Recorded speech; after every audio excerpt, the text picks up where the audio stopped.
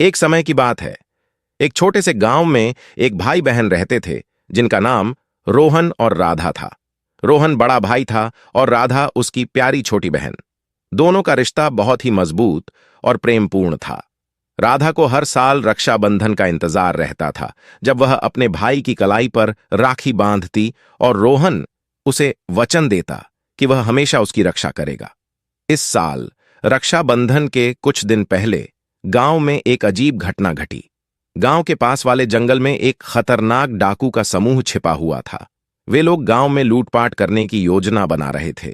गांव वाले बहुत डर गए और उन्होंने गांव की सुरक्षा के लिए योजना बनानी शुरू की। रोहन, जो हमेशा अपने गांव के लिए कुछ करने को तैयार रहता था, ने गांव वालों के साथ मिलकर एक योजना बनाई। उन्होंने रात में पहरा देने का निर्णय लिया ताकि डाकू गांव में प्रवेश न कर सकें।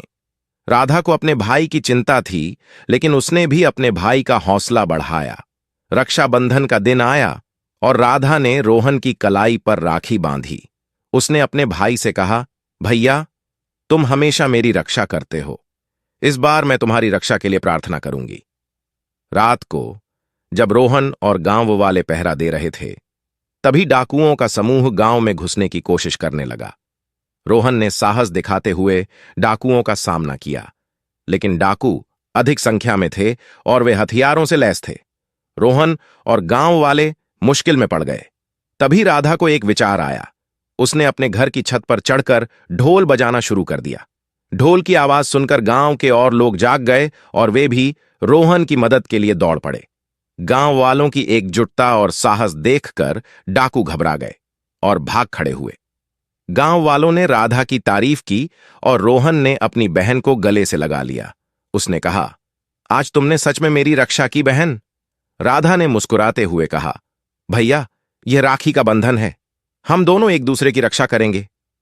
इस घटना के बाद गांव में रक्षाबंधन का त्योहार और भी महत्वपूर्ण हो गया। अब यह सिर्फ भाई बहन के प्रेम का प्रतीक नहीं था, बल्कि एक दूसरे की सुरक्षा और साहस का भी प्रतीक बन गया था। रोहन और राधा ने साबित कर दिया कि जब भाई बहन एकजुट होते हैं तो कोई भी मुश्किल उन्हें हरा नहीं सकती। रक्षाबंधन के कुछ महीने बाद गांव में शांति और खुशी लौट आई थी।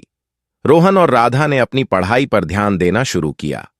रोहन ने गांव के बच्चों को पढ़ाने का निर्णय लिया ताकि वे भी शिक्षित हो सकें और गांव की प्रगति में योगदान दे सकें। राधा ने भी अपनी कला और संगीत में रुचि दिखाई और गांव के उत्सवों में भाग लेने लगी। एक दिन गांव में एक बड़ा मेला आयोजित किया गया। मेले में हर कोई खुश था और उत्साह से भरा हुआ था। राधा ने अपनी कला का प्रदर्शन किया और रोहन ने बच्चों को कहानियां सुनाईं। मेले में सभी लोग एक दूसरे का साथ देकर खुशियां बांट रहे थे। गांव के सरपंच ने रोहन और राधा को मंच पर बुलाया और उनकी बहादुरी और एकजुटता के लिए उन्हें सम्मानित किया। सरपंच ने कहा, रोहन और राधा ने हमें सिखाया है कि सच्चा प्रेम और एकजुटता किसी भी मुश्किल का सामना कर सकते हैं। यह सुनकर गांव वाले तालियां बजाने लगे और रोहन और राधा को गर्व से देखा। उन्होंने अपने गांव को एक नई दिशा दी थी और उनके प्रयासों से गांव में शांति और समृद्धि आई थी। रक्षाबंधन का त्योहार अब सिर्फ एक दिन का नहीं रहा, बल्कि यह पूरे साल भर मनाया जाने वाला एक अनोखा बंधन बन गया। रोहन और राधा की कहानी ने गांव वालों को यह सिखाया कि भाई बहन का रिश्ता सबसे मजबूत और अनमोल होता है।